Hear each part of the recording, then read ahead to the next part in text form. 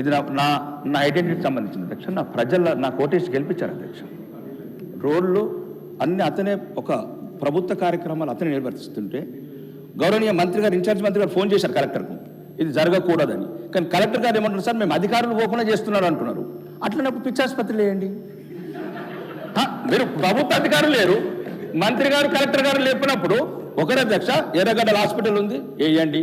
కాదు 294 మందికి సరిపడా సీట్లు ఉన్నాయి, ఓడిపోయిన వాళ్ళందరినీ కూడా కూర్చొని పెట్టండి.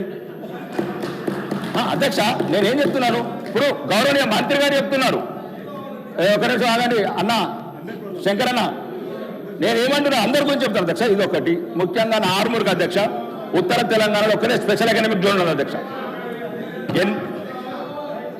ఒకటే నేను చెప్పింది అధ్యక్ష, నేను బతిమలాడుతున్నాను అధ్యక్ష. మాకు కూడా రక్తం మరుగుతున్నాను అధ్యక్ష. ముఖ్యమంత్రి మరగదు, మాకు రక్తం మరగదా? మేము ఊపుకునే రాలేదు ఇక్కడికి, మేము కూడా అడవులకి వచ్చినాం, ఊపుకునే రాలేదు. కూర్చున్న సీటు ముఖ్యమంత్రి గారికి ఒక్కడికి రాలేదు, ముఖ్యమంత్రికి ఒక్కడికి రాలేదు, ఊకొని ఎప్పుడు నేను మాట్లాడుతున్నాం ఆయన గురించి. నేనేమో అధ్యక్ష